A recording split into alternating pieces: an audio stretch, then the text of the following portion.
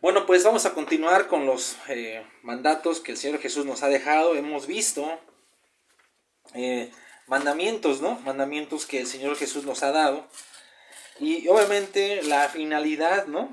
La finalidad de guardar los mandamientos de Jesús es, como lo dice en Mateo 7, es de que nuestra casa esté cimentada sobre la roca. El Señor Jesús dijo ahí en Mateo 7 que cualquiera que oyera esas palabras, las palabras de Él, y las hiciera, o sea, pone a dos clases de personas o dos clases de oyentes. La primera es alguien que oye, ¿no? Y que hace las palabras de Jesús, o sea, oye la palabra y la practica y la pone por obra. El segundo oyente es alguien que también oye, igual que el primero, pero que no hace.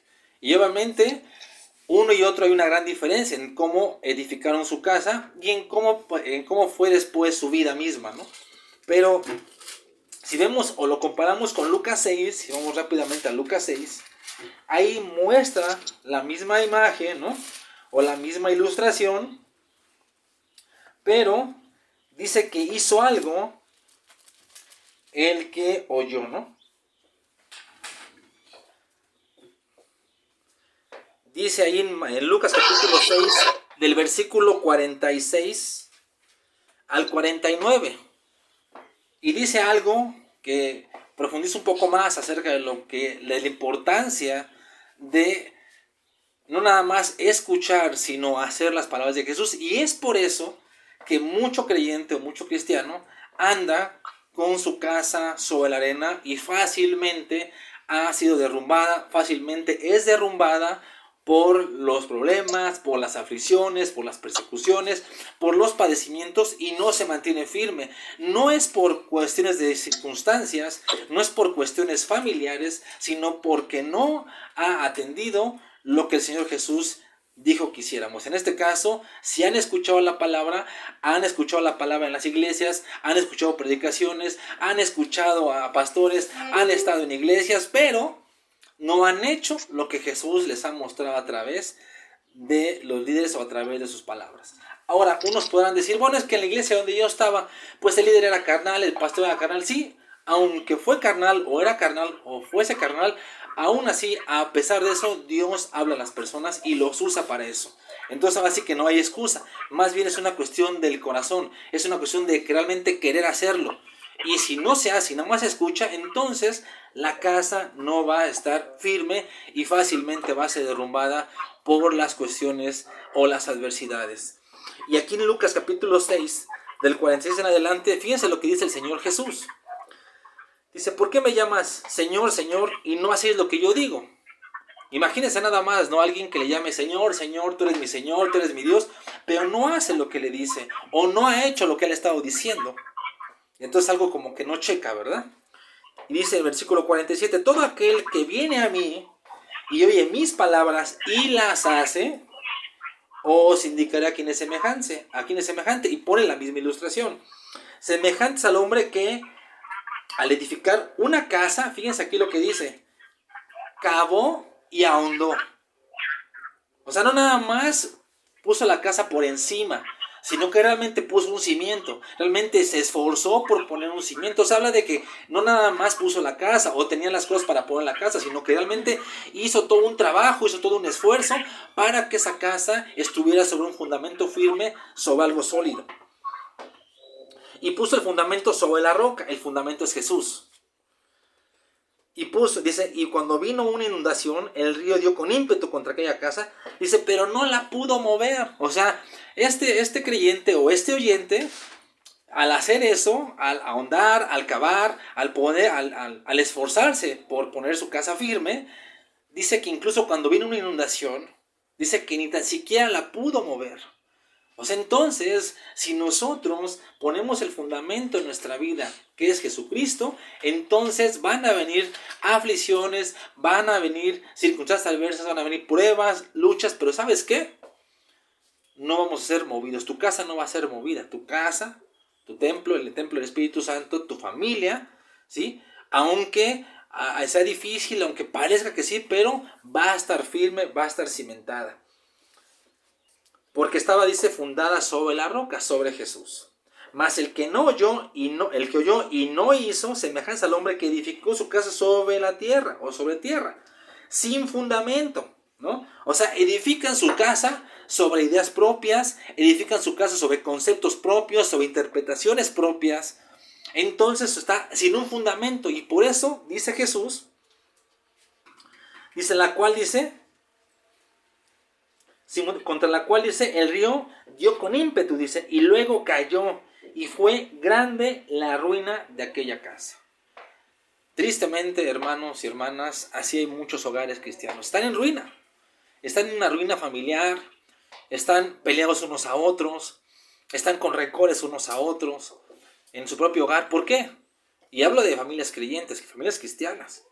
Por esta razón, porque han estado nada más escuchando, pero no han hecho.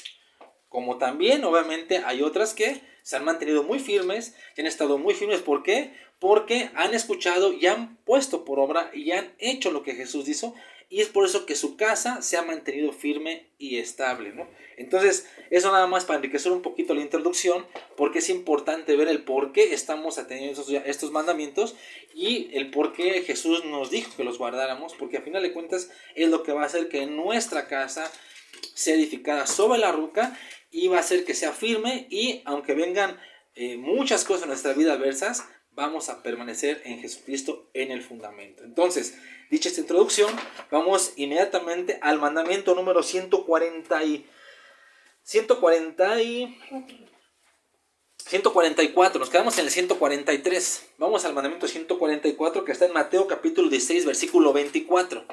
Mateo 16, versículo 24. Y ahí hay dos mandatos, ¿no?, que los vamos a meditar ahorita rápidamente. Y en Mateo 16, versículo 24, dice la palabra del Señor.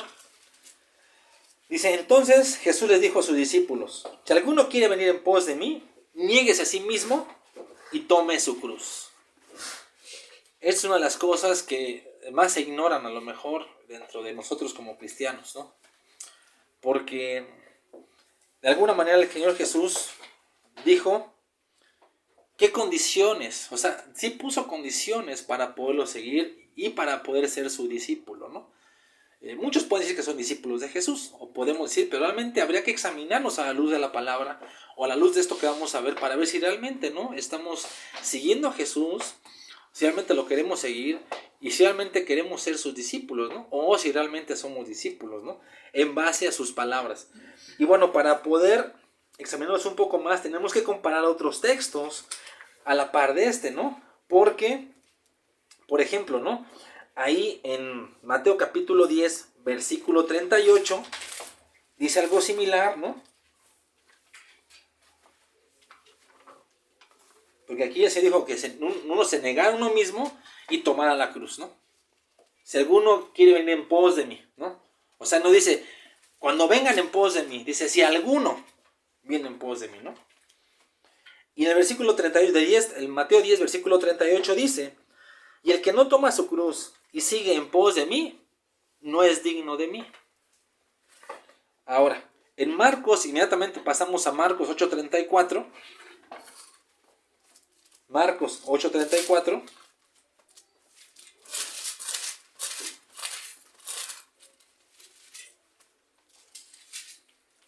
Dice aquí que llamó a la gente y a sus discípulos.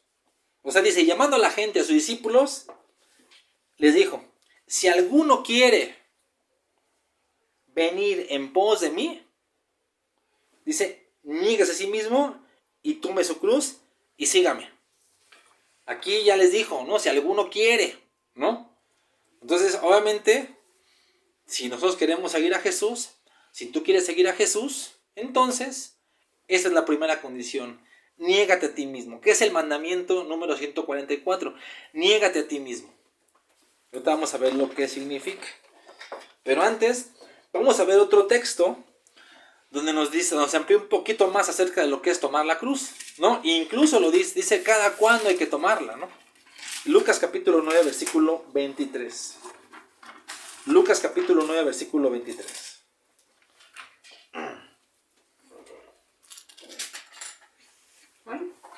Lucas capítulo 9, versículo 23.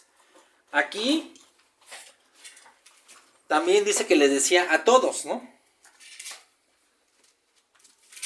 Estaba anunciando su muerte y dice, y decía a todos, si alguno quiere venir en pos de mí, niegue a sí mismo, tome su cruz, ¿cada cuándo? Dice, cada día y sígame. O sea, aquí ya está lo completo, ¿no? Pero no nada más se queda aquí. Vamos a Lucas, capítulo 14.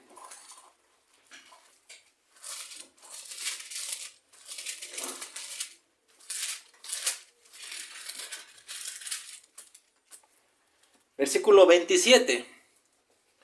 Y ahí está la otra condición. O sea, aquí está la condición para seguirlo. Pero aquí pone la condición para ser su discípulo. Una de las condiciones para ser su discípulo. En Lucas capítulo 14, versículo 27 dice, y el que no lleva su cruz y viene en pos de mí, no puede ser mi discípulo. Entonces, el mandato que da Jesús para seguirlo y para ser su discípulo, sus discípulos es precisamente la primera condición es negarnos a nosotros mismos. Ahora, ¿qué significa el negarse a sí mismo? Obviamente, es bien sencillo. Es sencillo, que hasta un niño lo puede entender, pero tan complicado para muchos y para la carne misma. Es ya no hacer mi voluntad, sino la voluntad de Dios. La voluntad de Jesús. Ese es sencillamente lo que significa niégate a ti mismo, no hagas tu voluntad. El ser humano, hermanos, como seres humanos, y venimos con una naturaleza que de alguna manera está acostumbrada y pelea incluso por hacer su voluntad. Tú lo puedes ver alrededor, ¿no? de lo que vemos, ¿no? La gente está acostumbrada a hacer su voluntad, a hacer lo que ella quiere. Estamos tan acostumbrados a eso, incluso no permitimos que nadie intervenga en esa voluntad de nosotros, ¿no?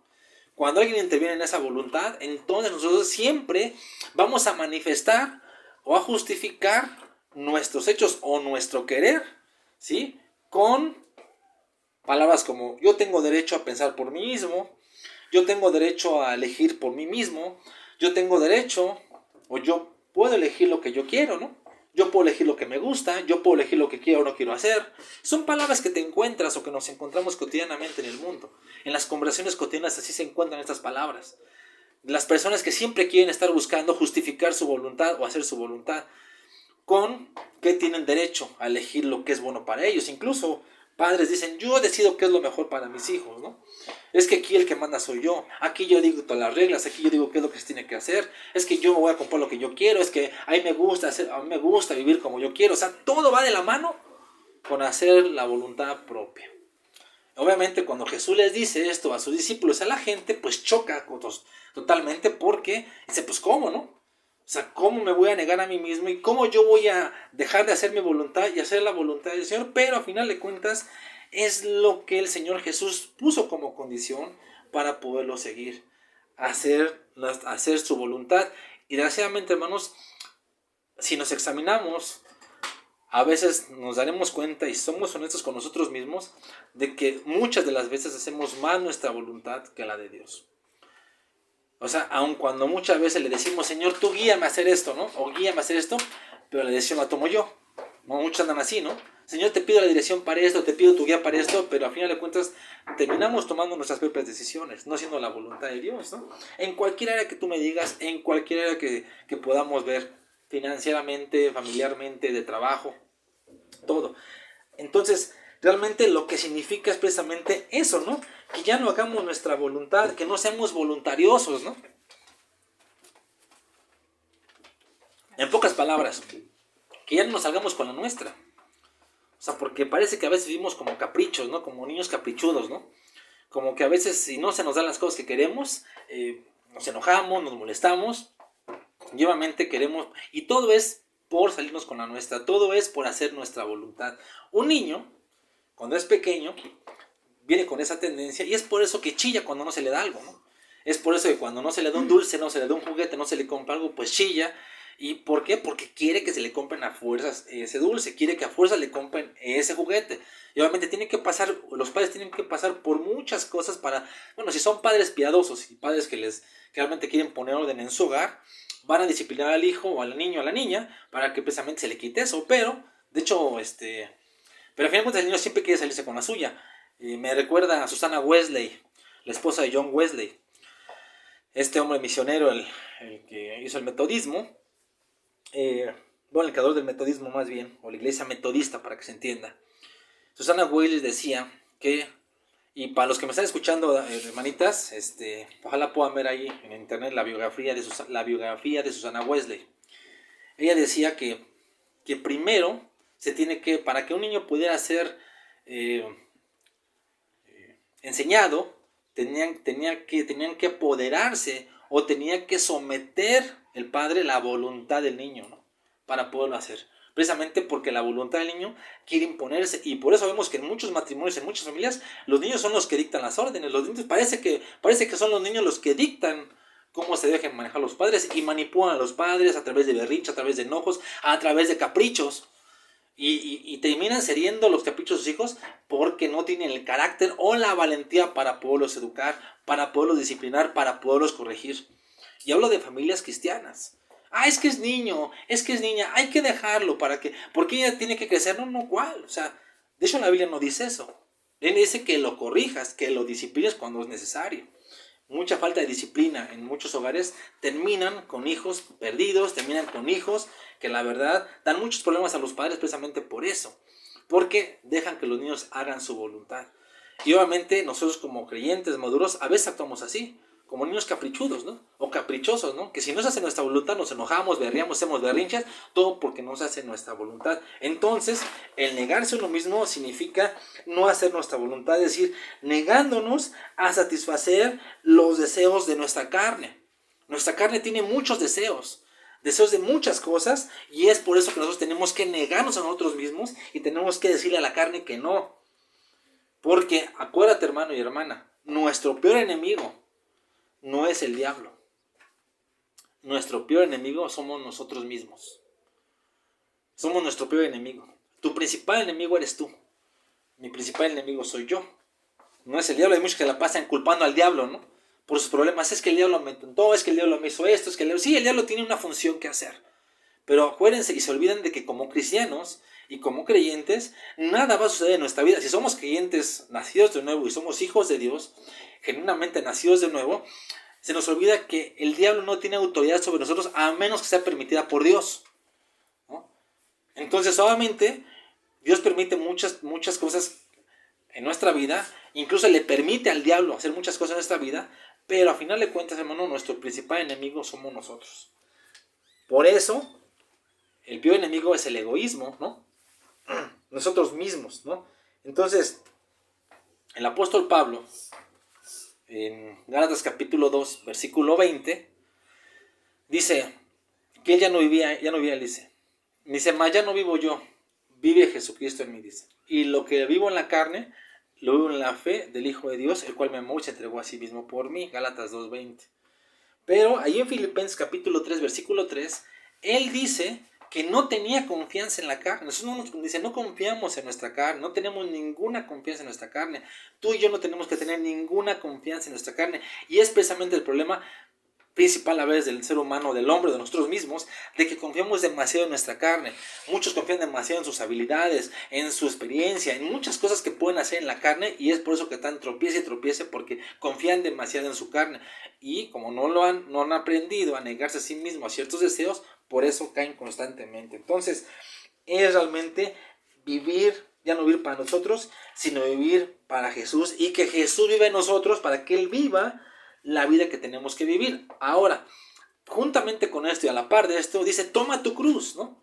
O sea, niégate a ti mismo. O sea, no hagas tu voluntad, pero también tienes que tomar tu cruz cada día.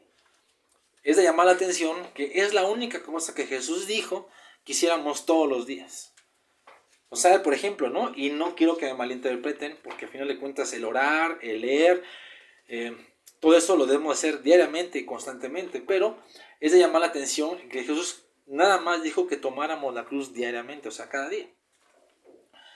Y tomar la cruz, hermanos, es sinónimo de muerte, ¿no? O sea, cuando en ese tiempo no nada más Jesús fue crucificado, había muchas crucifixiones en el tiempo de Jesús, muchas. Entonces cuando las personas iban pasando a los hombres con su cruz, o sea, inmediatamente era un hombre, o tenían por entendido que ese hombre que estaba siendo crucificado y que iba cargando su cruz, era un hombre que había perdido totalmente todos sus derechos. O sea, no tenía oportunidad de nada, o sea, ya no tenía oportunidad de defensa, no tenía oportunidad, ya estaba próximo a ser crucificado, a la muerte, y ya había perdido totalmente sus derechos, ya no tenía aspiraciones de nada. O sea, alguien que iba cargando su cruz ya no podía estar pensando en el futuro, no podía estar pensando en ahorrar, no podía estar pensando en negocios, no podía estar pensando ni tan siquiera en su familia, hermano, ¿no? Porque él sabía, daba por hecho que tenía que morir y que ya iba a morir. Bueno, cuando Jesús dice, toma tu cruz cada día, está diciendo prácticamente eso.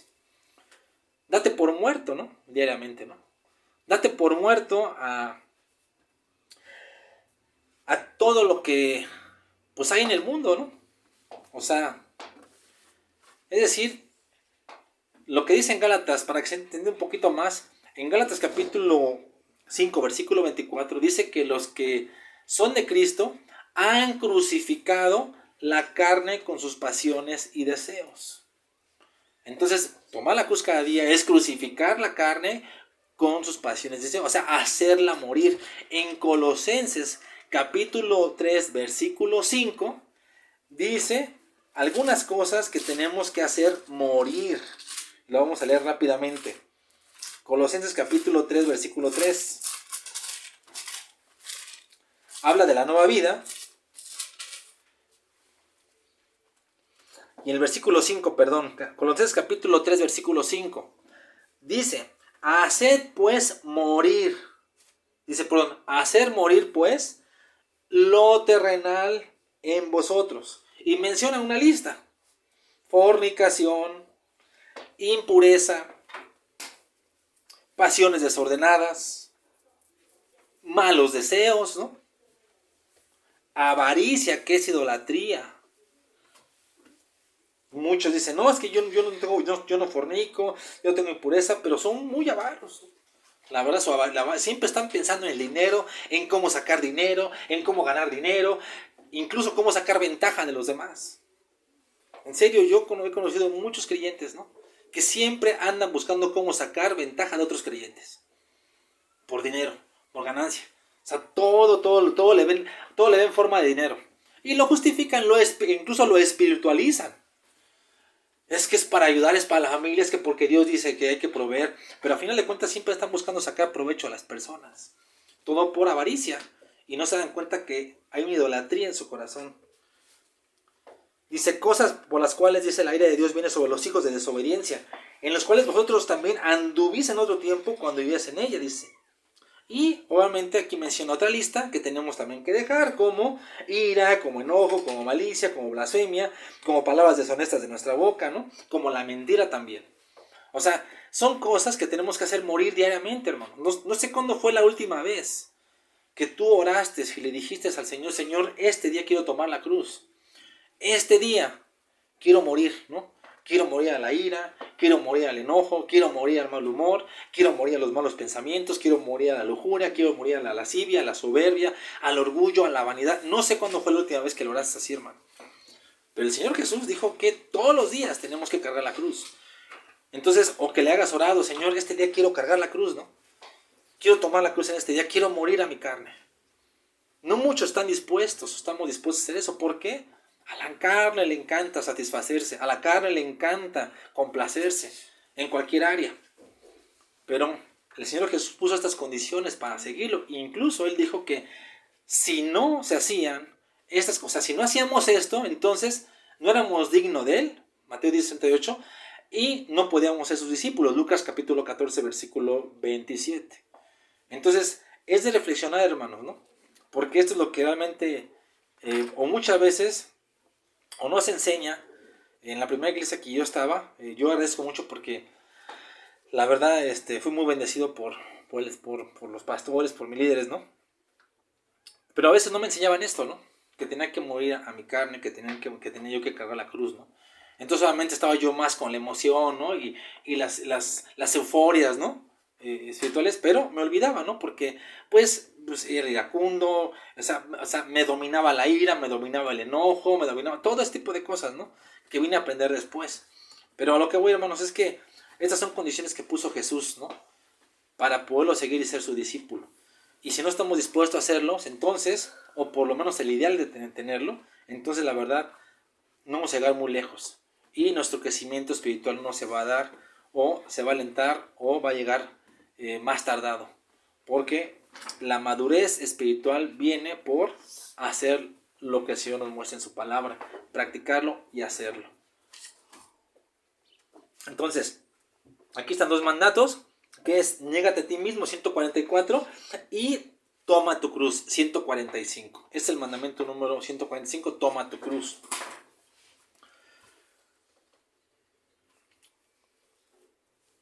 Y obviamente también tenemos que practicar los hábitos hacia la madurez, como es leer la Biblia, orar, congregarnos, ¿no? Y dar también. Vamos al 146, Mateo 17:7. Espero que haya quedado un poco claro esos mandatos. Quería ampliarlo un poco más para que tuviéramos bien claro qué es esto que el Señor Jesús nos mandó guardar. Y el siguiente es Mateo 17:7. Estaba el Señor Jesús en la transfiguración, se transfigura delante de los discípulos, ¿no? Yo el otro estaba platicando con Carlitos acerca precisamente de este pasaje, ¿no? De esta vivencia que tuvieron los discípulos, y ha de haber sido impresionante, ¿no? Ver cómo se manifestó la gloria de Jesús delante de ellos, y fue maravilloso, ¿no? Cómo se transfigura y ven su gloria de Jesús maravillosamente, ¿no? Les da miedo, ¿no? Y reconocen a Moisés y Elías, ¿no? Y pues empiezan a hablar de que quieren hacer unas enramadas para ellos, y de repente dice que viene una luz y los cubre, dice que todos tienen mucho temor, ¿no? Ahí en Lucas 9, ¿no? Dice que tienen mucho temor, y dice que de repente dicen, este es mi hijo amado, en él tengo complacencia, a él oigan, ¿no? Es una enseñanza también de que pues la ley y los profetas significan, o sea, Moisés y los profetas significan la ley y los profetas, Moisés y Elías más bien significan la ley y los profetas, y Jesús, que es el nuevo pacto, es al que tenemos que escuchar, ¿no? Y es lo que a muchos les olvida, todos andan ahí platicando otras cosas que Jesús nos mandó.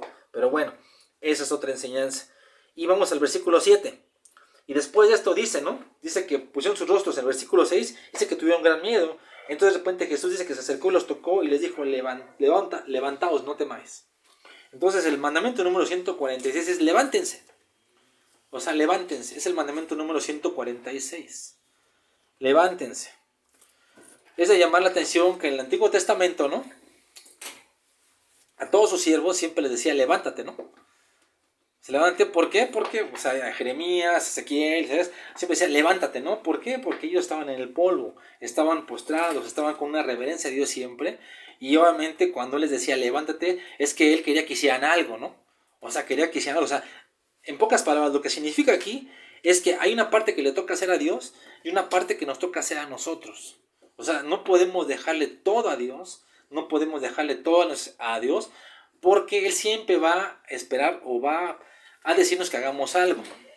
Pongo este ejemplo bíblico. En Juan capítulo 11 habla de la resurrección de Lázaro, ¿se acuerdan? Y dice que de repente, pues ya, después de unos días, ya Lázaro lo habían puesto ahí en la tumba, habían puesto una piedra ahí, y dice que de repente llega él, ¿no? Y pues estaban todos lamentando, dice que Jesús también llora, y de repente les dice, ¿no? Quiten la piedra, ¿no? O sea, para que él pudiera hacer ese milagro, los discípulos o las personas tuvieron que hacer algo, ¿no? ¿Y qué fue? Quitar la piedra, algo que sí podían hacer, que era quitar la piedra. Él no les dijo, miren, quiten la piedra, oren al Padre y yo después le voy a pedir para que sea levantado Lázaro. No, dijo, nada más quiten la piedra, lo que ustedes pueden hacer.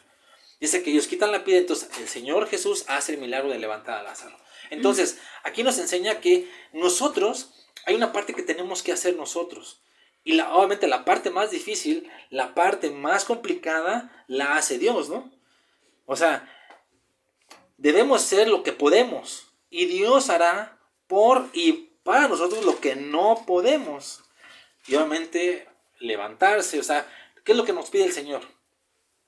Orar, leer, testificar, ¿no? Hacer su voluntad, cosas que podemos hacer. Él no nos pide cosas que no podemos hacer, Él nunca nos va a pedir eso. Él sabe nuestras limitantes, pero Él siempre nos va a llevar por algo que sí podemos hacer. Orar sí lo podemos hacer. Si nos proponemos y buscamos un tiempo para orar, todos los días lo podemos hacer. Ahora sí que, hermanos y hermanas, no me gustaría decir esto, pero lo tengo que decir. No tenemos excusa para no orar. O sea, no puede haber excusa. Muchas podemos poner muchas excusas, ¿no? Por el trabajo, por necesidades, por cosas que se tienen que atender, sí, pero a final de cuentas, si nos examinamos, somos honestos, no hay excusa. Siempre podemos encontrar un momento para orar, y el mejor ejemplo es Jesús. Jesús sanaba, echaba fuera demonios, no lo soltaba a la gente, siempre estaba rodeado de gente, siempre estaba la gente buscándolo, siempre estaba con tantas ocupaciones y siempre tenía el tiempo para tener un tiempo con Dios. Siempre lo tenía. Nosotros si lo buscamos lo podemos tener. Entonces es lo que podemos hacer. Ya después Dios, y estamos pasando aflicciones, circunstancias adversas que a lo mejor para nosotros son imposibles de solucionar, el Señor lo va a hacer, ¿no?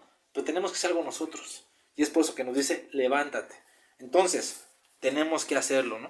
Así como con la piedra ahí de Lázaro, que le dijeron que moviera la piedra, hagamos nuestra parte y dejémosle a Dios la más difícil. Vamos al mandamiento número 147, ya se va a acabar en Zoom, así que por favor, se vuelven a conectar inmediatamente, por favor, para que no pierdan la continuidad. Voy a hacer un espacio para que puedan seguir con nosotros. Entonces, seguimos. Mateo 17, 27.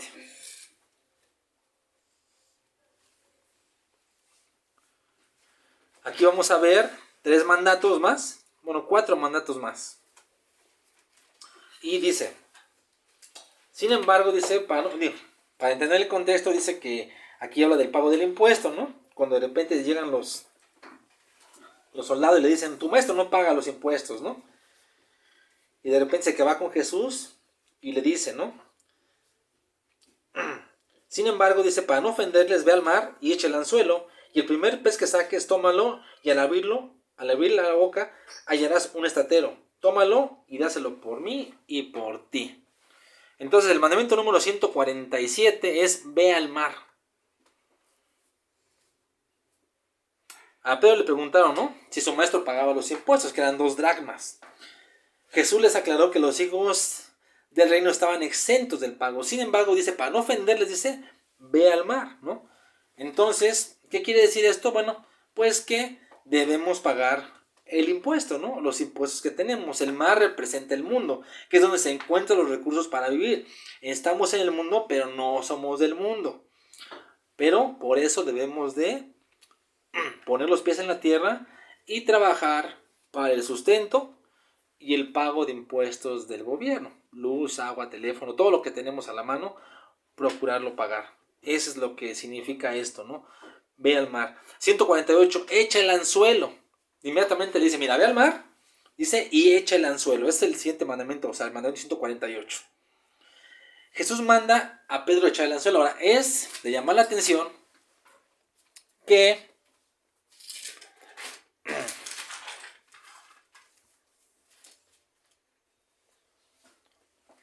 estoy haciendo una pausa, hermanos, por los del Zoom que están ahorita conectándose. Pero a final de cuentas, hermanos, estos mandatos el Señor nos está dejando, pues es para nuestro bien. Es para nuestro bien y tenemos que hacerlo en nuestra vida. Tenemos que procurar hacerlo porque nos conviene. Porque de alguna manera es algo que nos va a tener un fruto en nuestra vida y va a ayudarnos a vivir como el Señor quiere que vivamos. Entonces, vamos a continuar. Entonces, bueno, aquí llama la atención el mandamiento número 148, que es echa el anzuelo, que el Pedro no era un pescador de anzuelo, ¿no? Sino de redes, ¿no? Es diferente ser un pescador de anzuelo que de redes.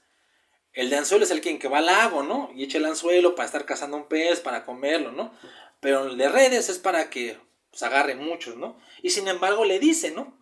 Le dice que vaya y saque, ¿no?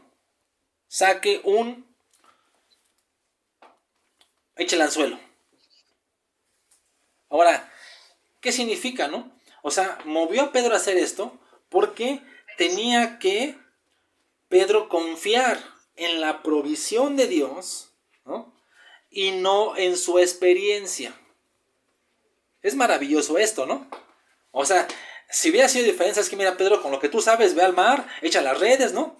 Y saca los peces, ¿no? Y sabes que busca entre ellos y ve quién tiene un estatero y ahí es el que le das. Sin embargo, Jesús dijo, ve al mar, echa el anzuelo, ¿no? Entonces Pedro lo obedeció, no dijo, Señor, es que yo no sé con anzuelo. A ver. O sea, él tenía que confiar más en la provisión de Dios. Entonces, él tenía que echar el anzuelo, es decir, pedir trabajo, ¿no? Y ofrecer servicios, ¿no? Y esperar, cuando alguien echa un anzuelo, siempre va a esperar a que un pez pique, ¿no? El anzuelo, ¿no? Entonces tiene que ver con buscar trabajo, tiene que ver con buscar el sostén diario, tiene que ver con incluso, ¿no? También pagar, ¿no? Pagar, o cuando se trata de pagar las deudas, ¿no? Siempre podemos proponer algo, ¿no? Y obviamente siempre debemos de confiar en que Dios proveerá y suplirá todo lo que nos falte por medio del fruto y del trabajo de nuestras manos. Entonces, eso significa echar el anzuelo, ¿no? Tú haz las cosas, ¿no? Y el primer pez que saques, que es el siguiente, ¿no? El mandamiento 149, el primer pez que saques, ¿no? Pues ahí vas a hallar el estatero. Ahora, el mandamiento número 149, que es toma el primer pez, ¿no? Tiene que ver, y es impresionante, ¿no? La sencillez del evangelio. Cuando Jesús nos manda a algo, no hay elección, ¿no? Como les decía, Pedro no tenía que pescar muchos peces y escoger entre ellos, ¿no? Debía tomar el primer pez que picara. Significa que cuando buscamos el sustento por medio del trabajo en obediencia a Dios, debemos aceptar el primer trabajo donde nos acepten. O sea, si tú estás buscando, ¿no? Muchas veces siempre tratamos de buscar lo mejor o lo que más nos conviene, pero siempre Dios tiene lo mejor para nosotros, no lo que a lo mejor a nuestro parecer es bueno, ¿no? Entonces, cuando se trata de buscar, ¿no? Y si le estamos pidiendo guía y dirección al Señor, a veces lo más sabio es agarrar lo primero que tenemos o lo que nos dan, precisamente porque es lo que Dios nos está proveyendo al momento, sea un trabajo, sea lo que sea. Entonces, es lo que significa toma el primer pez. 150 es toma el estatero. Ahora, estatero es una moneda griega, o era una moneda griega, ¿no? Grande, que equivalía a 4 dracmas, ¿no? Por eso dijo que le dieran, por eso el Señor Jesús dijo, dales por ti y por mí, o sea, pagaban un impuesto de 2 dracmas cada uno. Entonces, si trabajamos, o lo que significa esto, que es que si trabajamos en obediencia a Dios, Él nos va a proveer no solo el salario, el pez, sino de otras fuentes, la moneda dentro del pez. Para que, trabajando así, ayudemos a los necesitados y recordemos las palabras de Jesús, que es más bienaventurado dar que recibir. Entonces, todo tiene que ver con un sustento para nosotros, pero también para bendecir a otros, hermano. La verdad, por eso es importante siempre apartar algo o tener en nuestro corazón apartar algo para bendecir a alguien. O sea, es importantísimo esto, hermano. La verdad, es algo que yo trato de tener mucho cuidado, sobre todo porque veo que a muchos les ofende o puede ofenderles el hecho de que les diga o les pueda proponer que diezmen. Pero la verdad es que es algo que se tiene que hacer, hermano. No, yo no puedo decir que no. Porque el corazón de Dios es dar. El corazón de Dios es bendecir. Él nos bendijo, Él dio su prueba. O sea, la prueba del corazón de Dios es su Hijo Jesús. Entonces el corazón de un creyente verdadero es dar siempre, ¿no?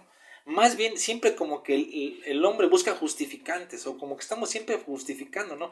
Y estamos siempre con conflictos, que si el diezmo pertenece a la ley, que si hay que darlo, no hay que darlo, que esto no pertenece.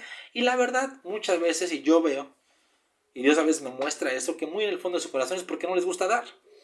La verdad, no quieren dar, no les gusta dar, no están acostumbrados a dar o apartar algo para el Señor. O sea, más allá, ¿no? Si de repente sea de la ley, sea del diezmo, sea más allá, el corazón de ellos es lo que le dijo Jesús a los fariseos, ¿no? Muchos eran avaros, ¿no? Y pues no daban, ¿no?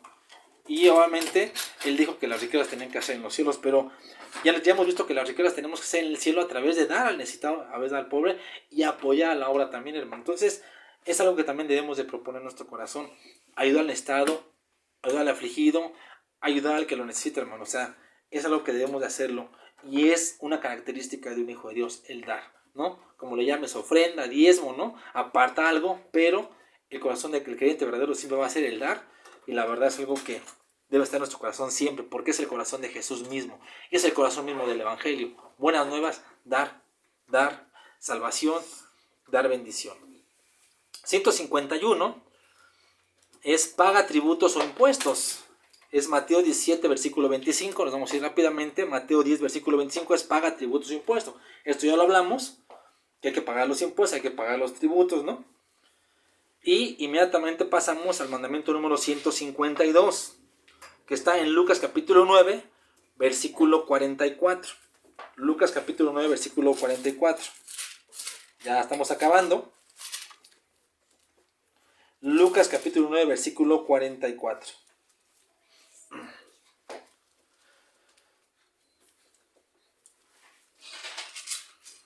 Dice que Jesús estaba anunciando su muerte. Dice: haced que os penetren bien en los oídos estas palabras, porque acontecerá que el Hijo del Hombre será entregado en manos de hombres.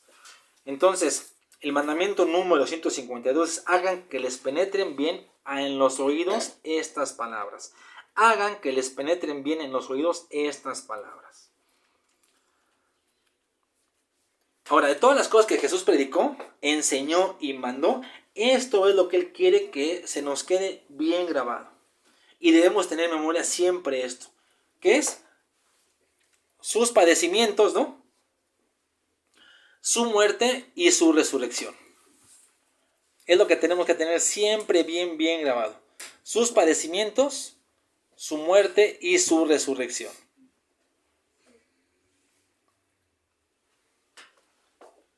¿Por qué, hermanos? Porque miren, no hay padecimiento peor que el que tuvo Jesús. ¿Por qué quiere que nos penetren bien estas palabras? Porque al hacer memoria de sus padecimientos, su muerte, su resurrección, va a ser un alivio, va a ser un consuelo para nuestra vida. Si tú te encuentras padeciendo algo y lo comparas con Jesús, tu padecimiento o mi padecimiento es nada comparado con lo que Él padeció. Entonces va a ser un consuelo de decir: Señor, esto que estoy padeciendo, esto que estoy pasando, no se compare nada con lo que tú padeciste. No se compare nada con lo que tú pasaste. ¿Y sabes qué? Inmediatamente se van a eliminar quejas de nuestra vida. De que por qué estamos pasando esto, que por qué a mí, por qué me pasa esto, y por qué no, dijéramos por ahí. Es que me puede dar el coronavirus. Pues sí, te puede dar, nos puede dar a todos. O sea, no somos especiales, no podemos pretender que no nos va a pasar nada. Claro que Dios tiene control todo, ¿no? Pero no podemos pensar que no nos puede pasar nada. Y miren, cada vez que yo pienso en esto, hermano, la verdad me pongo a pensar en aquellos grandes hombres de Dios que murieron por muchas cosas. Murieron por persecuciones, por martirios, por accidentes, ¿no? Por enfermedades mismas, ¿no? Juan Bunyan, ¿no? El del Progreso del Peregrino. Carlitos, no sé si te acuerdes. Él dice que murió, creo que de un resfriado, si mal no recuerdo, ¿no? O sea, salió, se descuidó y cayó enfermo y muere. O sea, él hizo el Progreso del Peregrino, un hombre de Dios, un hombre que predicaba al Señor, y la verdad murió de una manera que dices: bueno, ¿cómo murió así? ¿Cómo es posible, no? Y sin embargo murió y Dios no lo evitó. Entonces, hermano y hermana, no vamos a poder evitar que podamos morir incluso así, ¿no? Puede ser, como también puede ser que no. Es la voluntad de Dios. Nuestra vida no nos pertenece, le pertenece a Dios. Y Él sabe cómo nos lleva. Pero esto es un consuelo. Porque dices: bueno, yo padezco según la voluntad de Dios, ¿no? El Señor Jesús padeció por mí, es un consuelo. Porque nunca va a haber un padecimiento peor que el de Él. Su muerte, porque a través de su muerte yo fui limpiado de mis pecados. Yo fui salvado de mis pecados, ¿no? Y su resurrección, yo sé que voy a estar con Él. Yo sé que un día voy a resucitar con Él, y un día voy a estar con Él, lo voy a ver en la gloria y voy a estar por toda la eternidad. Es un consuelo, hermano. Por eso el Señor Jesús dice que tenemos que tener bien penetradas estas palabras en nosotros. Así que cualquier padecimiento, hermano y hermano, que pienses que es lo peor que estás viviendo, ¿sabes qué? Ve a Jesús. ¿Y sabes qué? Vas a encontrar descanso, respiro. Por lo menos lo que yo hago es lo que yo he procurado hacer y me ha animado a seguir adelante, hermanos. Entonces, hay que tener bien presente esto, que el Señor Jesús nos dice, que nos penetre bien esto en nuestras palabras. Mandamiento número 153, y aquí acabamos. Marcos 9:39. Marcos 9:39.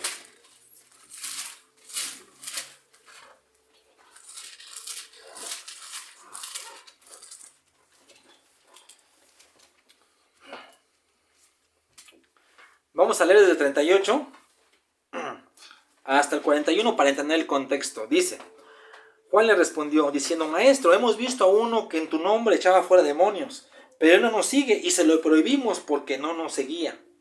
Pero Jesús dijo: No se lo prohibas, porque ninguno hay que haga milagro en mi nombre que luego pueda decir mal de mí. Porque el que no es contra nosotros, por nosotros es. Y cualquiera que os diera un vaso de agua en mi nombre, por cuanto sois mis de Cristo, de cierto os digo que no perderá su recompensa. Ahora, el mandamiento número 153 es: no prohíban echar fuera demonios en mi nombre. No prohíban echar fuera demonios en mi nombre.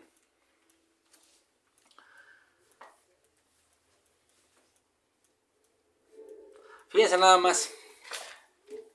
Jesús pudo haber dicho: sí, prohíbanselo, ¿no? Y dígale que mejor no siga. Y sin embargo no le dijo nada de eso. Entonces, aquí, y ojo con esto, hermanos, con esto Jesús elimina, ojo con esto, y reprueba el sectarismo y el denominacionalismo. Aquí Jesús totalmente lo desecha. La iglesia, hermanos, es una, sin importar nombre. Más bien, ¿no? Se ha caído, y desgraciadamente muchos han caído en esto. Muchas iglesias tienen sus propios conceptos, sus propias normas. Y miren, yo no tengo conflicto en eso, porque en muchas iglesias hay formas y estilos, ¿no? Pero la verdad es que se ha caído, ¿no? En esto, ¿no? En el sectarismo, en pretender, ¿no? O sea, como que parece que cada iglesia tiene la verdad absoluta, ¿no? Y como que es la única que está predicando la verdad. Es la única que está predicando lo que debe de predicarse. Y si se encuentra con otro, y esto desgraciadamente, perdón, se encontró con esto desgraciadamente se lo transmiten a sus fieles o a los congregantes. Y cuando un congregante, un fiel, se encuentra con otro que no es de su denominación, ¿no? O de su iglesia, siempre lo anda invitando, ¿no? Vente a mi iglesia, ¿no? Es que aquí enseñamos mejor, aquí enseñamos esto, aquí echamos de fuera demonios, aquí sanamos. No, mi pastor no sabes cómo predica, ¿no? Es un ungido, ¿no? No sabes si él no tiene revelación de Dios. Y te encuentras eso. O sea, cada vez que te encuentras a quienes así te encuentras, ¿no? No, y para que estés bajo la cobertura del pastor y del apóstol y cuestiones de esas, hermanos, la verdad, que lo que han hecho es dividir, ¿no? A la iglesia, al pueblo de Dios, porque la iglesia es uno, somos uno nosotros, hermanos. Y desgraciadamente cae en eso, ¿no? De estar, es que como no eres de nosotros, entonces no. Es que sí enseñan, pero aquí enseñamos mejor. Aquí tenemos nosotros un manual, y aquí tenemos esto, y tenemos, aquí tenemos cursos, y aquí tenemos o sea, tantas cosas que más allá, hermanos, ¿no? Más allá. Y digo esto, hermanos, porque, no lo digo para juzgar a nadie, porque a fin de cuentas no. Lo que estoy intentando, lo que estoy queriendo decir es de que no caigamos nosotros en eso, en el sectarismo y en pretender que somos la iglesia que está enseñando la verdad. Porque Jesús nunca dijo que los discípulos o que sus discípulos iban a ser conocidos por su doctrina, ni por su enseñanza. Él nunca dijo: van a ser conocidos porque tengan una buena enseñanza. Porque están en una iglesia que predica en lo correcto. Nunca dijo eso. Dijo Juan 13:35: en esto conocerán todos que son mis discípulos, si tuvieran amor los unos por los otros. ¿A poco no? Él dijo eso. Es bien claro. Y me recuerda al apóstol Juan. Se cuenta, según los historiadores, de que el apóstol Juan, ya siendo anciano, viejito antes, ¿no? Lo llevan a predicar a la iglesia. Y cada vez que predicaba el apóstol Juan, siempre decía esto, o siempre predicaba el mismo mensaje: ámense los unos a otros. Y siempre predicaba esto. Y un día le preguntaron por qué decía siempre lo mismo. Y él les contestaba, o les decía, que eso era lo que había mandado el Señor Jesús. Y que si hacían esto, hacían todo. Entonces, la verdad, hermanos, es que el amor que nos podemos tener como hermanos y que nos debemos tener como hermanos va mucho más allá de la doctrina, aunque es importante, hago la aclaración, pero el amor, hermanos, siempre va a ser más importante. Va a ser más importante. Entonces, el que yo me encuentre un hermano en la calle, ¿no? Que no sea de la iglesia, de mi iglesia o de otra, que no pertenezca, si es un hermano en Cristo, pues es de Cristo, es de Dios, independientemente de donde pertenezca, ¿no? Es mi hermano y es de Jesús, ¿no? Y yo más bien debo de buscar tener una comunión con él, a pesar de que esté en otras iglesias, ¿no? O a pesar de que esté en otra iglesia, ¿no? Siempre buscar la comunión va a ser más importante, hermanos, la verdad, que el estar viendo si enseñan bien, si enseñan mal, cuestiones que la verdad a veces causan mucha confusión. Aquí en Fundación Emanuel, les hemos dicho, nosotros pertenecemos aquí en Fundación Emanuel hay un manual de Fundación Emanuel, tenemos un manual, nos basamos en ese manual de doctrina, pero a final de cuentas, nosotros sabemos que el principal manual que tenemos es la Biblia. El principal manual que tenemos es la palabra del Señor y en eso nos debemos de basar. De hecho, en Fundación Manuel nunca dicen que el manual tiene que ser así, o tienen que leerlo, tienen que hacerlo, no. De hecho, siempre han dicho, y crecimos ahí, que tenemos que tener como principal manual la Biblia, ¿no? Aunque nos apoyamos en los cursos, en los recursos que da la Fundación, porque son recursos bíblicos, son recursos muy buenos, son recursos de sana doctrina, pero nuestro principal manual es la palabra del Señor y hemos cuidado de no caer, así como aquí en la iglesia, y es lo que les hemos animado, a no caer en esto, ¿no? En sectarismo, en decir nosotros tenemos la verdad y ustedes no, aquí sí estamos bien y todos están mal, eso está mal, y Jesús con este mandato lo elimina. Entonces, si otros hermanos están prosperando y Dios lo está levantando y lo está usando, gloria a Dios, hermanos, gloria a Dios, qué bueno. Y si están prosperando otras iglesias, gloria a Dios, qué bueno, porque el reino de Dios se expande, ¿no? Pero no caigamos en esto, por favor, no caigamos en el sectarismo ni el denominación. Bueno, en esto, perdón, me cuatrapié un poco, discúlpenme, pero no caigamos en eso, hermanos, porque no es bueno, no es sano, y eso más bien ha dividido a la iglesia, ha dividido al pueblo de Dios, porque, valga la redundancia, el pueblo de Dios, la iglesia es una, y está compuesto de creyentes nacidos de nuevo. Entonces, pues hasta aquí terminamos los mandatos, hermanos. La verdad, nos quedamos en el 153. Y pues les agradezco que hayan estado con nosotros. De hecho, lo grabé ahorita, lo estoy grabando en el YouTube. Lo voy a subir más al rato mañana para que lo tengan los que no pudieran verlo. Pero pues ruego a Dios de que haya sido de bendición para todos ustedes, hermanos. Dios los bendiga, Dios los guarde. Y les agradezco enormemente que hayan estado con nosotros y que sigan esforzándose en aprender de Jesús. ¿Vale? Dios los bendiga y Dios los guarde.